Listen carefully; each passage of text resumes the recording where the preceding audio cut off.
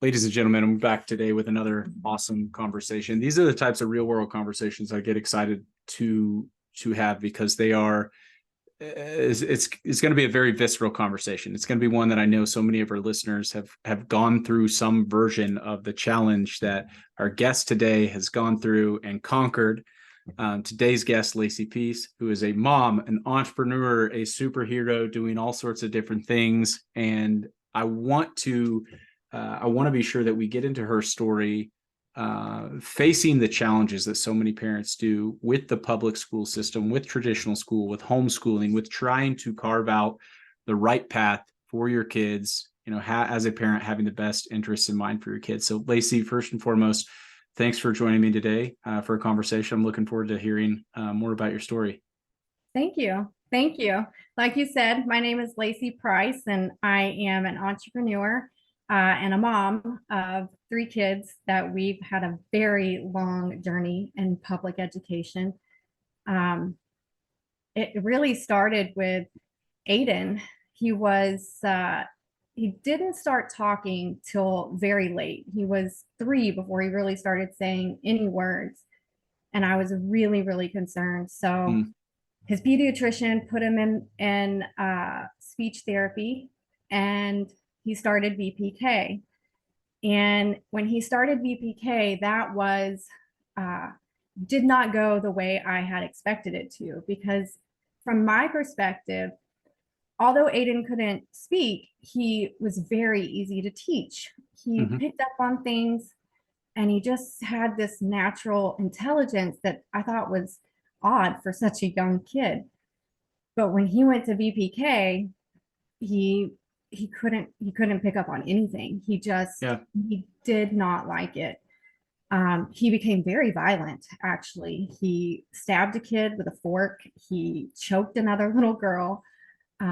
He was very destructive. My mom went and picked him up one time, and she said he had destroyed the director's office. And after that, the director called me and said, "We have to let Aiden go. We have to kick him out. He can't stay here." And but I loved that school.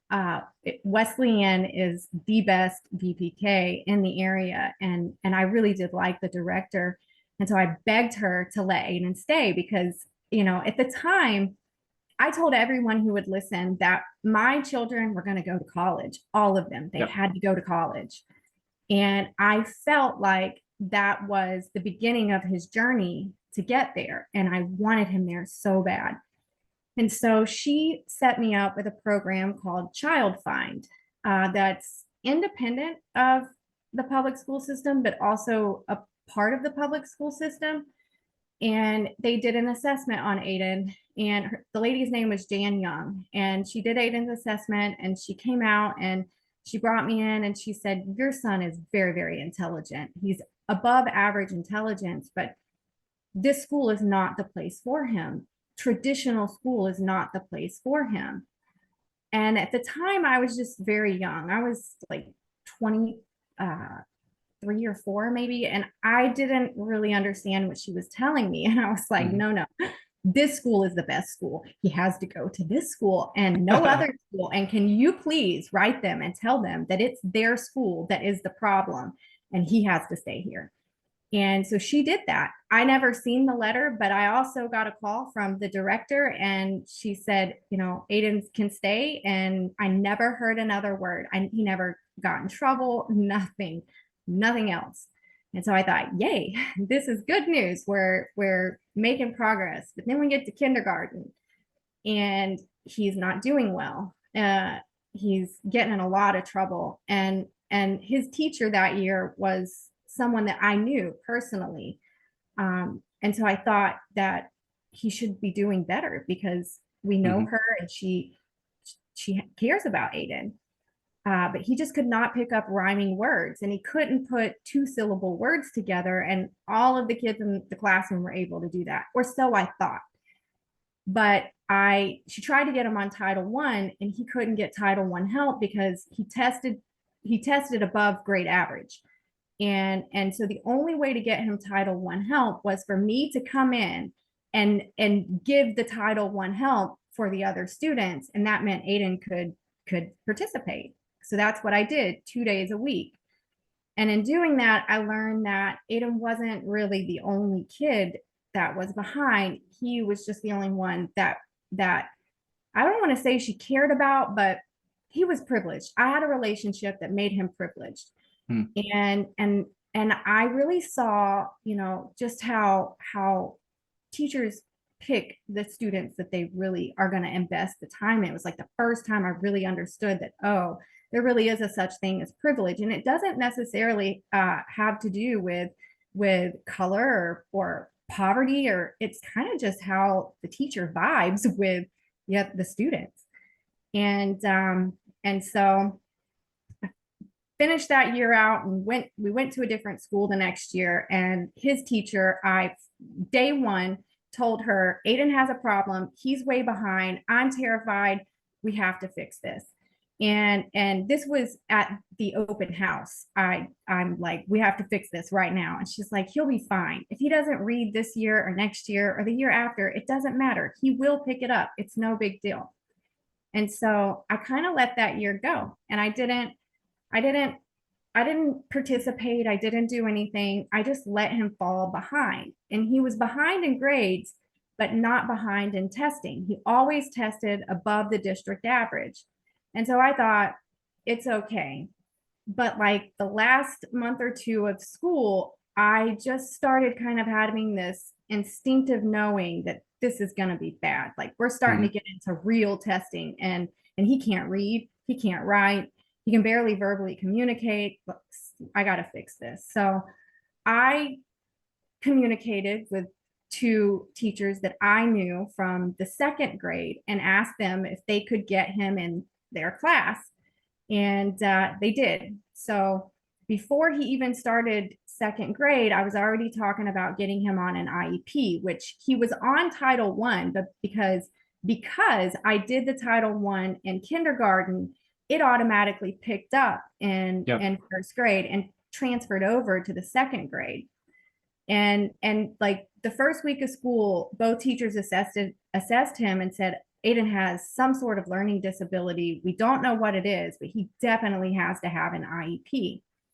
So of course, I want that for Aiden. He deserves everything he's supposed to get. And I pushed for it. They pushed for it. But because he tested above the district average, he did not qualify for an IEP. So those teachers told me, go get a psychologist to assess him and bring that to the school. And if the school still says no, tell them you're going to get an attorney. So I spend $600 to have him assessed. And the psychologist said the same thing. Aiden is above average. He definitely has a high IQ, but he is dyslexic, severely dyslexic, which meant that he was going to struggle to read. And even he told me, I don't think public school is the place for Aiden. But I selling real estate and flipping houses, and I just didn't believe I could take on the responsibility of homeschooling him. So the IEP was the way we were going. So I went to the school, sat down and told them, this is what it is, showed them a report. I want Aiden to have an IEP, to which they said, sorry, we'll have to have the school psychologist assess him and have to go through the same process. And I said, I don't care what you do, and I don't care what that report says. If he doesn't get this IEP, I'm going to get an attorney. He is going to get it. And he got that IEP. Before I left that day, they put him on an IEP. That was the worst thing I did. Looking back, I feel horrible. Those IEPs require you to go into meetings with all the people that are touching Aiden, that are communicating with him. And all they do is say all the things that he's doing wrong and that he needs to do better. And, at the time, it felt like we were helping him, that we were trying to help him see where he needed to grow. But I now understand I was really messing up his psyche, his confidence. And so this goes on second grade, third grade, fourth grade. And all these years, I'm periodically having to sit in classrooms with him to help him. Every year I've sat, except for the first grade, sat in classrooms with him to help him. and really learned, there are a lot of kids who are not getting an education. Most of them really aren't getting educations. They're getting grades, but no education. And so by fifth grade, he had two really, really good teachers that really saw that Aiden was very intelligent. And they did a lot to help him, but they did a lot more to help me, help us. They pushed me to take him out and homeschool him, to which I did. I took him out. And also in the second grade, I started taking Aiden to Tallahassee, which is 2 hours away from where we live, to see a doctor, because I thought he must be autistic or something. Like, he's still not reading, writing. I mean, he can do math like nobody's business, but he can't read and write. And so we are going to Tallahassee, and from second grade to fifth grade. And by about halfway through fifth grade, I just quit doing that. I took him out of school and homeschooled him the way you do school at school. And it was a nightmare. I couldn't do the work. I'm a UF grad, and I could not teach Aiden how to do what he was doing in the fifth grade. And it was just a lot of stress, a lot of crying on both of our parts. And I said, at the end of that, I said, we're going back to sixth grade. I don't care your grades. I don't care what you do. All I care is that you read now. You have to figure out how to read, and find something that you like to do, and don't get in trouble at school. Sixth grade rolls around, and he starts getting in a lot of fights.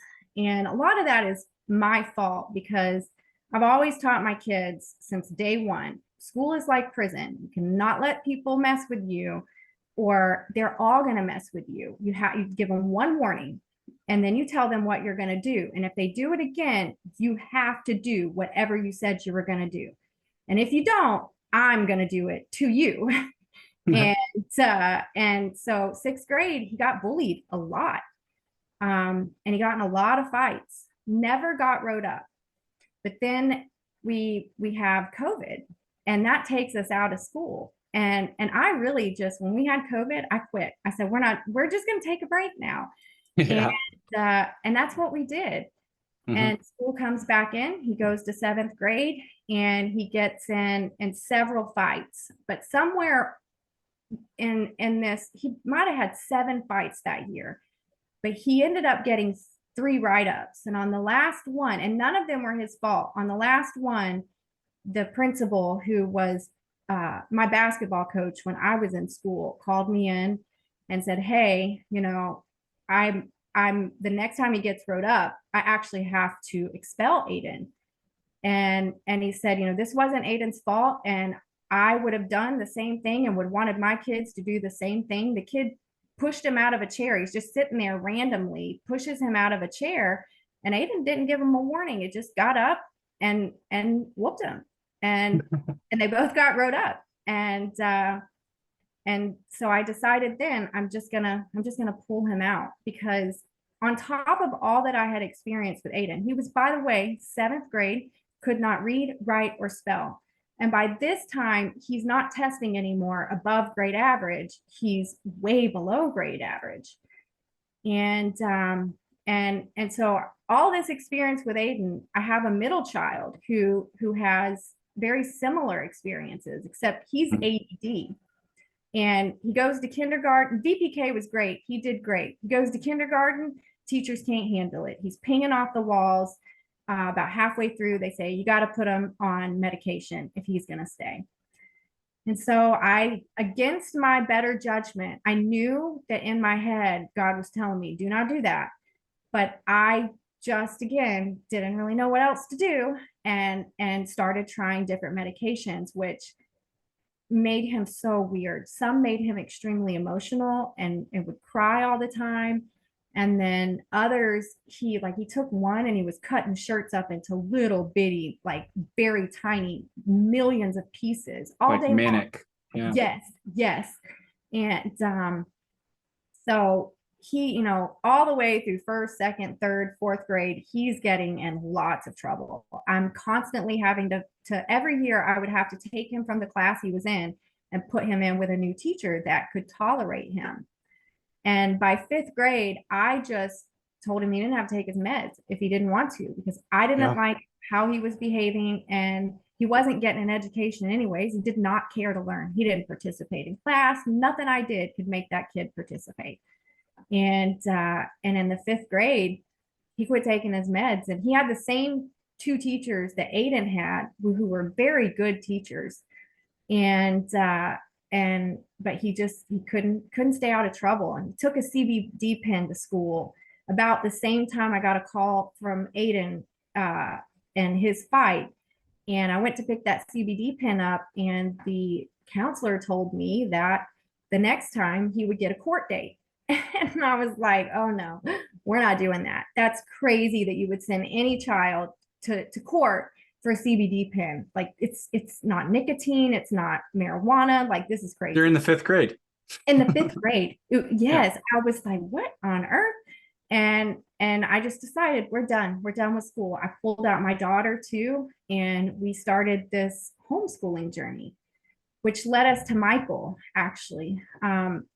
I started them, all three of them, with Michael Strong's, it was the Expanse Academy then. It's now the Socratic Experience. And Mila did great. The boys did not. Michael, after 6 months, he said, I really think you need to unschool them. They're not participating, they're not paying attention, but when they do, you can tell the things that they're interested in. They do have in-depth discussions. They do know, and they're learning. They just don't like this. And so I took them out and started them on a couple different programs, My Academy and IXL. And well, Aiden, I just let him go. I gave him, he wanted to work on our ATV, which wasn't running at all. And I really didn't want to buy him these ATV parts because they were very expensive, but Michael very strongly encouraged me to participate in whatever he wanted to learn about. Just put the money in it. And so I did. He was 13, and I thought, we are wasting money. Like, this is so crazy. But within 6 months, he had fixed the razor and taught himself to read, write, and spell. And it was not just a little change, it was dramatic change. Like, I couldn't text with him before. I couldn't communicate in writing. I had to talk to him on the phone. And now he was texting almost complete sentences. And so now he's 15 and working in a mechanic shop. He has an actual job, and the kid knows so much about history. He knows math. None of this did he learn or like just by book. He learned it organically on YouTube and a lot of social media. I mean, everything on social media is quantum physics, it's mechanics, it's it really changed my perspective of what social media can do for you if you use it properly, because he's learning all kinds of stuff. Chandler, he ain't learning nothing. I can't, and I say that really as a lie, because he is learning. He's very much like me in that when he wants to do something, he'll pick it up, he'll teach himself right then. But he's not going to go learn math that he don't think he's ever going to use. He don't care to use grammar that he's never ever going to use. And I didn't either. When I was in school, I didn't participate. I cheated. I'm not really sure how I made it through. I left high school not being able to read, not having any reading comprehension. And I didn't even understand that until I started college and realized, you're reading all this, but when it comes time to test, you have no idea what you read. And it took a lot of really reading and just learning and growing for me to naturally develop that. And going through this process with my kids and looking back on my own journey, I now understand that. But when I started public school with them, I did not understand that. I was very much indoctrinated into what school is supposed to be, how you're supposed to learn. And Aiden, by the time we finished school, he was very reserved. He stayed in his room all the time. Like, school really negatively impacted him. And I didn't understand that until after we got out of it, that was actually what was causing him to have no confidence, to be angry all the time, to not want to socialize. School was pressuring him. And now he's a little man. It's so crazy. Really, all of them are. Just in the 2 years that we've been out of school, all of them have went from being children to being young adults. They do their chores on their own. They do their schoolwork on their own. They ask us to serve us without being asked. One of these kids every morning will take my stuff out to the car and start my car. They go across the street and ask my parents what they can do for them. They go around the neighborhood asking if they can make money. And like, taking them out of school was the most impactful thing I ever did, but it was terrifying and it was a Yep. very hard journey. And after going through that, it really, I can clearly see like how public school is negatively impacting all of society and how we do things, because people aren't learning to learn. We don't know how to learn.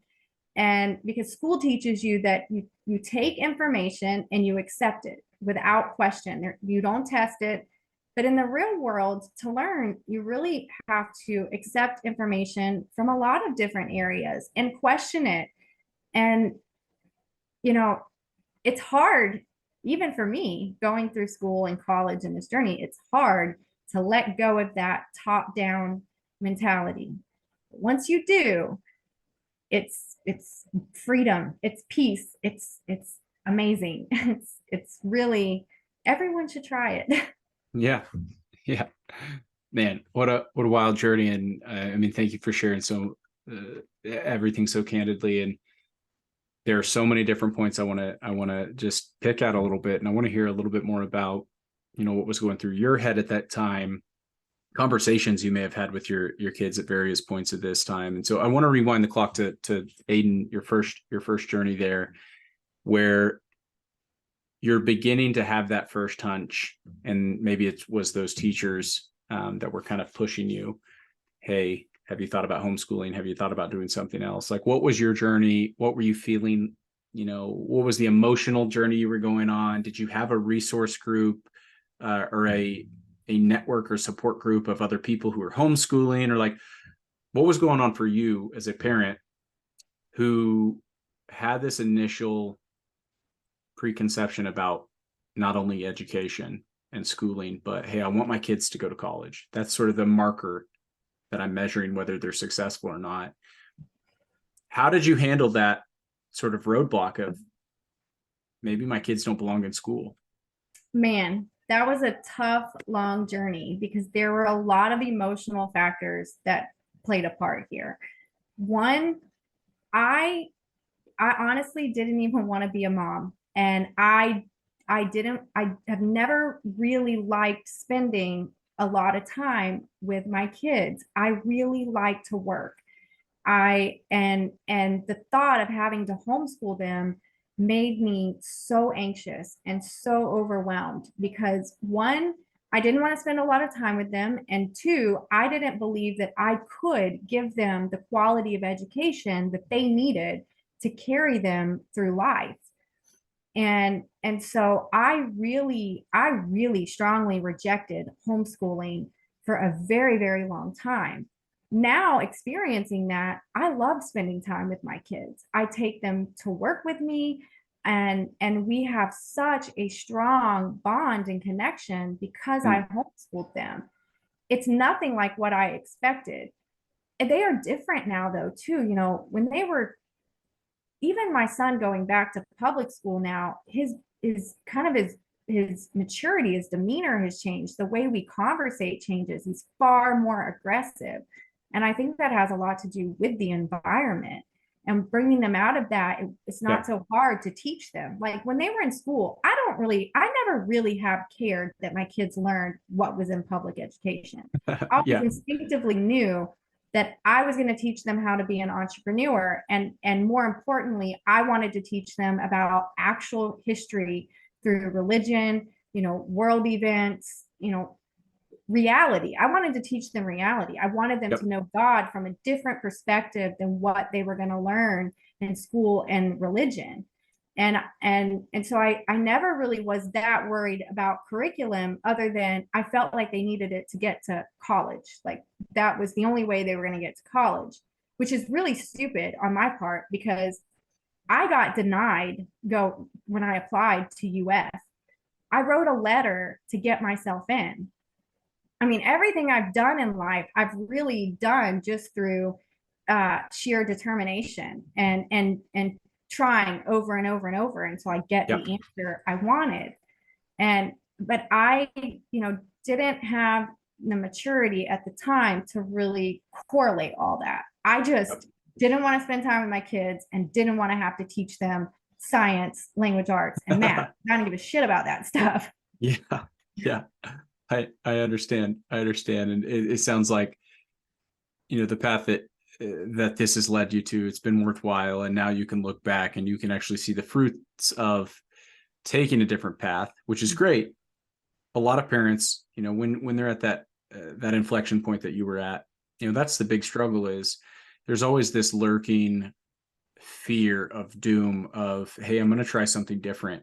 What if I fail? Now I've failed twice. Like, I failed my kids because they weren't fit for the normal traditional system, and now they're way behind. Like, their chances of getting into college or this normal path is like, that's out of the cards. But also, we tried something different. We took the risk and it ended up being bad. Like, a lot of parents, I can only imagine like the way that you have this sense of self that's determined by the way you measure your kids' progress towards however you define success. Like, it is almost this self-image thing, or this reflection, I guess, of yourself. And I'm curious, as you were talking about, you didn't love spending a ton of time with your kids at first, but now you do.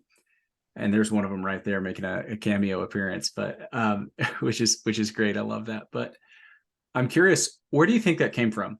Where do you think that like desire to work rather than prioritize family or that relationship with them, where do you think that came from? And like, what do you think caused that change where you suddenly love spending time with your kids, or maybe priorities shifted? And like, talk me through that change that you said happened for yourself. And I want to dig into that a little bit more. Yeah, it is really interesting. And honestly, I can't really pinpoint where the change happened, just that from a very young age, I always knew I would have kids. I planned that I would have one daughter, and I saved all of my childhood stuff for this one daughter. And but I didn't have an urge to have a child. I didn't want that responsibility. I had an urge to I always felt like God was telling me you have to know how to feed yourself. You cannot rely on anyone else. You have to know how to feed yourself. And very young, I thought that meant I needed to be able to financially support myself. Mm-hmm. And I had this number in my head. I had to make 100 grand a year. Like, that was going to be where I was going to support myself. Folks, that's a lie. 100 grand is not a lot. I mean, crazy. But I that was like my goal, my driving force behind everything I've done, is that I felt like I needed to feed myself. And just my journey of life of learning how to feed myself and support myself, I slowly, once I learned that, I started feeling like, actually, maybe it's not money, maybe it's food. I need to know how to garden. I need to know how to raise animals. And that all came really at the same time I started homeschooling, where I really started feeling this different draw to what feeding myself meant. And all of that, though, brought such a sense of peace, because going through school and having young kids and not wanting to spend time with them and racing to learn and grow and be successful, I was not peaceful. I made myself sick. I almost killed myself. I had an autoimmune disease from the time I was pregnant with Aiden until maybe about 5 or 6 years ago, or maybe only 4 years ago. And it just gradually got worse as time went on. And the more stress I picked up, the more that got worse. And this whole journey has been really about just learning about life and how to and relationships too. I mean, really building these relationships with my kids have taught me so much. And I know that I wouldn't have been able to do that unless we got out of public education.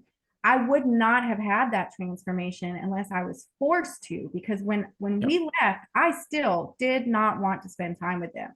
I tried to put them in a school with Michael so that they could spend their day doing that, and I wouldn't have to think about it. Uh, Yep. and so it's really this whole journey, like going from not really wanting to be with my kids to wanting to spend all, like I try to get them to go to work with me all the time, and my daughter does almost 3 days a week. And but it's really been I really can't explain, like they're my best friends now. It's been the most amazing journey I've ever had, and very grateful for it. Yeah. That's awesome to hear. And I'm glad to hear that, certainly that the relationship is thriving now, and that you feel at peace at it now, which is great. It's great to have that transformation from like severe discomfort with circumstances to figuring out how to at least have that internal peace. But so I want to ask, I know this is at least frequent, maybe not universal, thought or feeling that some homeschool parents have, but I know I've encountered this a handful of times, of parents who their kids have begun down the journey, the college preparation journey that starts from the time they're in the cradle, but they've started down that journey and maybe gotten a few years in. You said your kids made it to 5th, 6th, 7th grade, in that age range before you pulled the plug. I wonder, what advice would you give to the parents who they're on that journey? They become confronted with the idea of homeschooling, and it's appealing to them, but they feel like they're so far behind. Like they're like, well, we've already got them so far down this path. We don't want to change course now. We don't want to disrupt sort of the motions that are already set into event, or they feel, like they're not equipped to make that leap, or any of that collection of feelings that I know you mentioned some, but I know a lot of people who are considering this have. Like, what's your advice to them? So I now understand that there are many ways to college. And I really learned that through taking in Jacoby. He came to us at 16 and he wasn't in school and didn't really have any dreams of finishing school, but he decided he wanted to go to hair school. I set him up to get his GED before he turned 18, and he started hair school before he turned 18. He was still 17. It was a very simple process. And my son, my oldest now, he when he turns 16, he wants to get his GED and he wants to start the vocational school for welding.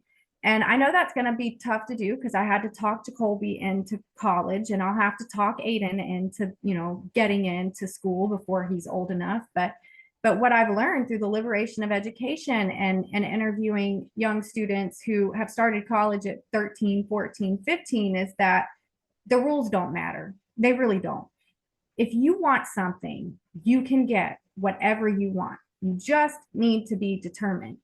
And the key to that is that those kids who are determined, it doesn't matter if they go to college or they don't. They're going to outperform any child that goes to college because they know how to get, they're determined. They know how to get what they want. And if college is part of that journey, they will go that way. And the other thing is, there are lots of colleges that give free courses online. I've taken courses with MIT, with Yale, myself. Like, I give them to my kids to take. When they ask me about something, I say, oh, go Google and see if there's a free college course. There almost always is. And so you can really get, really good educations just going to the internet and looking up free Yep. courses. And what I also know through working with I sell real estate to high-end buyers, not most people don't really give a shit about your credentials. Yeah. That's the big lie. Yeah, we don't care. We care about your character, your ethics, your values, your determination, your ability to problem solve without calling us to ask us, what do we do? What do we do? Like, kids who go to college, typically most of them need to be told what the hell to do. And the business world, and when you're trying to make a lot of money, you got to have people who can think on their feet, who go gather that information, because you're managing way too much. The people that I work with who make the most money, most of them do not have college educations. Many of them didn't even graduate high school, and they quit early. And if you Yep. look at a lot of CEOs who have built big companies, they quit school early, because what you realize is that school is not a prerequisite to success. Independent thinking and self-determination is a prerequisite to success. School purposely keeps you from being an independent thinker. It was designed that way. I didn't know this before I started this journey, Yeah. but liberation of education taught me that. Like, they don't want you to learn and grow and think for yourselves. It's dangerous to their ability to turn you into a consumer. And so, I mean, if anyone's worried about their kid going to college, it's a silly worry. I mean, I get it, because I was the mom who told everyone my kids are going to go to college. Yep. And I'm being honest, I still hope they do. I want them to push themselves to learn and grow. But I don't necessarily care if they get a degree. I want them to get on Yale and listen to the behavioral science lectures that you can get on there that help you develop your own skills and ability to get what you want in life. And I want them Yep. to learn about quantum physics and what, you know, how the world is made up, and the fact that there are two realities, one you can see and one you can't, and you can manipulate both of those realities if you understand just life in general. You're not going to get that in one college degree. I mean, I really want them to be, there's a word for this, poly something. Polydidact. Yeah, I want them to know a little about a lot. And really, we should want all kids, everyone, to know a little about a lot. And Or polymath. yes, Polymath. polymath. That's Yeah. what it is. Yep. Yeah. And you know, through doing that, they'll decide what it is that they want to do. And then if they want to go to college to learn something specific, they can do that. Or they don't have Yep. to. Go to YouTube. It's going to teach you whatever you want to know. Yeah. That's awesome. That's awesome. Thanks for sharing. And there's one big kind of final question I want to ask you, because you have so many things going on outside of homeschooling, and that's been a big part of your story and your journey here. Is I have this draw to work. I'm an entrepreneur. I've got multiple different types of businesses, and demands a lot of time and attention to run a successful business and make something of yourself. And I know so many homeschool parents in their early journey, this part of the question comes up, is like, how are we going to do that? Is one spouse going to stop working, or can we afford to do this? How do we tackle not only the time constraint, but the financial consideration and the trade-off of, I could be working, I could be earning an income, versus I could be investing this time in, with my kids and their education. Like, how do you think through that today, now that you're on the other side and you have a little bit, more experience, you've seen the fruit of this, and what do you wish you could go back and tell yourself before you started the journey? So I read a book called The Subtle Art of Not Giving a Fuck. Mark Manson. Yeah. Yep. And that was very paramount in preparing me to let go of the things that I knew didn't matter, and trying to learn to live in the present moment and serve everyone. What's most important right now? What do I need to do? And that's how I got through this process. In the beginning, I was very worried about money, and I felt like I needed money to provide for them. And while I am doing a lot of stuff, a lot of what I do does not produce an income. I don't chase money. I never have, and I'm never going to. I chase service to others. And so the money aspect has been a huge deal for us. Your kids can learn for free. Kids can learn for free. On my Project HPF website, I have a resources page that's got like 20 different YouTube channels that teach about science, history, math, I mean, and they're way better than public school, Yeah. far better. And the information that you're getting is far more accurate than what you're going to get from public school as well. And so I really, once I left Michael's school, I really leaned on pushing them to watch YouTube videos. And that's really what started this journey. And it helped my oldest son develop his social media because he was watching a lot more. His social media started picking up on that and showing him the things that he was watching on YouTube. And so there's a lot of ways to learn for free. The other thing I highly recommend is finding mentors for your children. You know, for Aiden, it's my dad, it's my husband, it's my dad's business partner. He works in the mechanic shop there. You know, we try to find people to teach him about mechanics. With Chandler, it's me, it's my mom, it's my dad, it's my husband. He's already decided. We have a natural gas and propane business where we pipe anything that's natural gas or plumbing and install and repair stuff. And he really wants to do that from a very young age. He's been taking galvanized pipe fittings and creating guns and all kinds of different stuff with it. He's very good at pipe fitting, and he's already decided that's what he's going to do. And he's 13. He'll be 14 this month in November. He already he can make a paycheck. We can send him to a job. He goes to work with my husband, and he does the job start to finish. Mentors are far more valuable than any book because it gives the learner the opportunity to see, hear, ask questions, do. And that repetition creates exponential growth very, very fast. And not only does it create growth in what you're doing, but it creates critical thinking growth, which, you know, allows him to go out and understand how to learn about other things.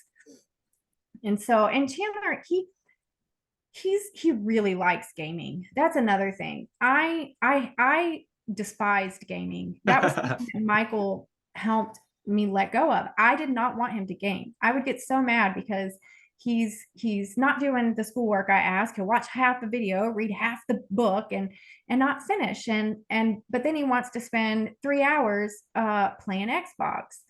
And Michael, you know, it's like, I totally understand what you're saying. It is bad on one hand, but on the other hand, he is developing critical thinking skills and the ability to think faster and work through problems faster than other people. And listening to him, I instinctively knew what he was saying because I read this book called Thin Slicing, or The Tipping Point. Maybe it was The Tipping Point, and it talked about thin slicing, but it really talked about how there are certain things like video games, playing the piano, that turn all the centers of the brain on. And when that happens, it develops critical thinking skills. And so I let that go. I let the boy play video games. And as long as he does his chores, we also don't give them a lot of money. They have to earn their money. So as long as he's doing his chores, he's earning money, and he's doing some sort of reading and learning and growing, I've totally let go of that and just kind of trusted that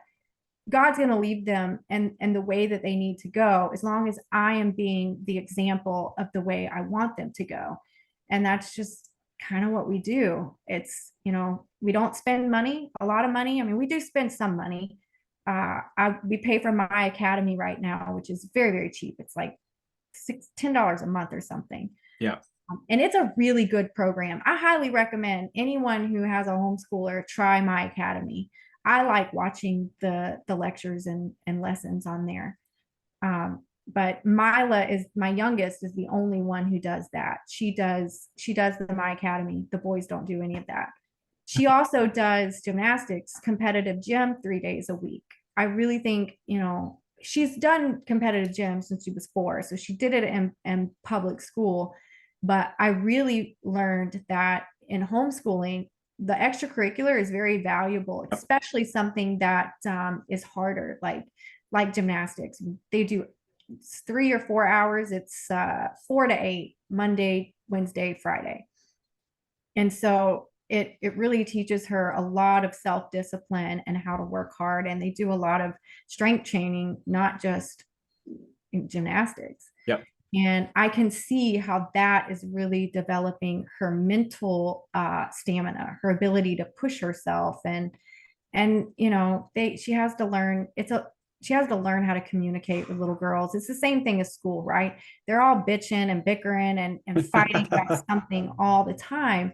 But when she was in school, it was much harder to have conversations with her about how to handle it because it was just so far more chaotic. Whereas there's not many girls, right? And it's the same girls all the time. It's not the class at the lunchroom table next door to her. And so I really think, and you know, your biggest cost in homeschooling are going to be your extracurriculars and your projects. Your kids Yep. have to have projects. That is important. Yeah, that's awesome. Well, I appreciate you sharing so much about your journey and your